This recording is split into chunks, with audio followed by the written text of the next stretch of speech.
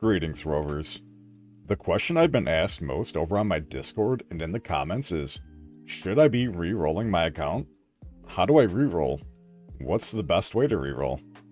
Today I'm going to cover each of these topics so you can get your ideal account in Wuthering Waves on May 22nd. As always, and I know you guys are getting tired of hearing this information is based on the closed beta test and is subject to change. I'll be doing a 24-hour stream of Wuthering Waves on May 22nd when the game launches over on my Twitch. I'd appreciate it if you guys came by and said hello.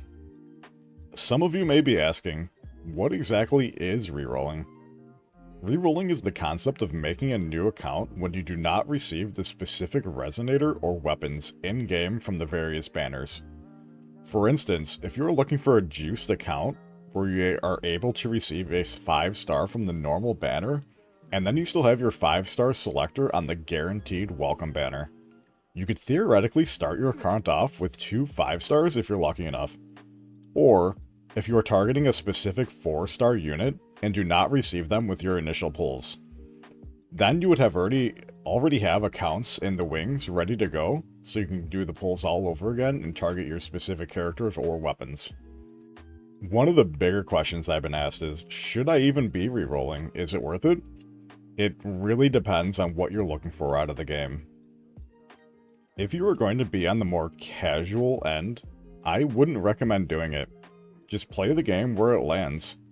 You'll have many more opportunities to get characters down the line, but if you're going to be a sweaty tryhard, go for it. While again, I don't recommend doing it, I see the appeal in attempting to squeeze every last ounce of power out of your account. Most people stick with one account during their tenure playing, and if you want it to be absolutely perfect, at the end of the day, there's nothing wrong with that. Just play the game how you want to play it. Alright, so now that we're getting more into the meat and potatoes, one majorly important thing to note is that the pre-registration rewards are not guaranteed to be given to all accounts on release. While we can speculate and assume that Kuro would give all rewards to all players regardless of their pre-registration status, I highly recommend it, even if you have a 1% chance wanting to reroll your account, that you have a few accounts ready for pre-registration. It may also be worth taking advantage of the Echo event for some additional astrite down the line. This is majorly important as the pre-registration rewards will be immediately delivered via the in-game mail when you log into the game for the first time. That alone will secure you 21 pulls. This may arguably be the most important and efficient way to do resets. Gather the pre-registration rewards, play until you can pull on the gacha, and then reset. Nobody has clear data yet on the most efficient route. The amount of time it takes to get to the point in the game where you could actually start doing your pulls, nobody knows exactly for sure how long it's going to take, but preliminary numbers are suggesting it takes anywhere from 30 to 45 minutes, depending on how fast you are and how good you are at doing the tutorial. If you do end up sticking with an account past the pre-registration rewards, the most efficient way to gather additional pulls in Astrite is going to be world exploration.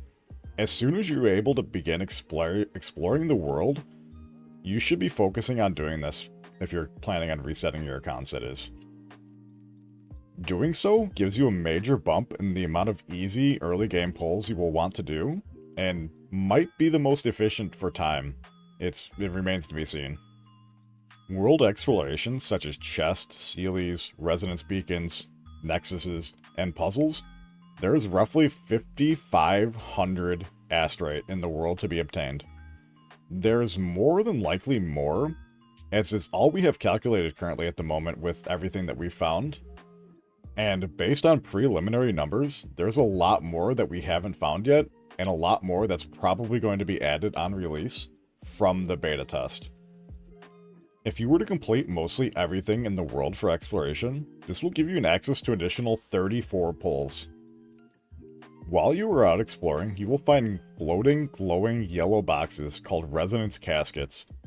Finding and turning in all of the resonance caskets will award you with 650 astrite and 4 raw pulls, for a total of 8 pulls. If you go the route of exploring for looting chests and doing puzzles, you'll have generated a ton of XP for the battle pass at this point. which will provide you with another 3 to 4 pulls. Speaking of the Battle Pass, did you know I'm doing a giveaway? That's right, I'm going to be giving away 10 premium Battle Passes to 10 lucky winners over on my Discord prior to Wuthering Wave's launch. Pop on over and say hi to be notified when the giveaway happens. The link to my Discord will be in the description below. While on the topic of exploration rewards from the Pioneers Guild will net another 550 asteroid, which is another 3.5 pulls. As you're exploring, you will also be collecting Union level, or account XP level, during this time. There will be an event called the Awakening Journey running, which upon reaching level 15, which should be doable within a few hours, will grant you 10 normal pulls and 600 asteroid, for a total of 13.7 pulls. The Union level pack will give you 2 more standard pulls at level 10 and 3 more at level 20. Any levels past this wouldn't be worth an account reroll due to the significant amount of time invested. It's hard to say exactly how much more asteroid you'd receive beyond that, but for the sake of argument and discussion, let's say you got an additional 1,000 through achievements, the databank, killing monster rewards, etc. Kuro is absolutely throwing asteroid on us for just doing various things within the game. With all the odd numbers of asteroid we got before, let's call this a fair 7 additional pulls. Doing everything that I've just mentioned leaves you just shy of about 100 pulls. This will be enough to guarantee your 5-star selector and a handful of 4-star units. Take note though, that doing everything that I've just listed will take quite a bit of time.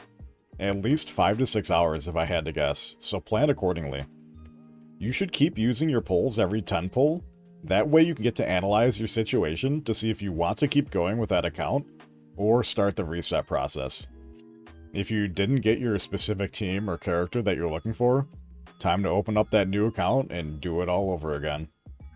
Due to the sheer amount of time commitment, that's why I recommend, assuming we get the pre-registration rewards fairly quickly, you just stick with the standard 20 pulls in the pre-registration accounts, and just pray to whatever god you believe in that you get the characters you want early on.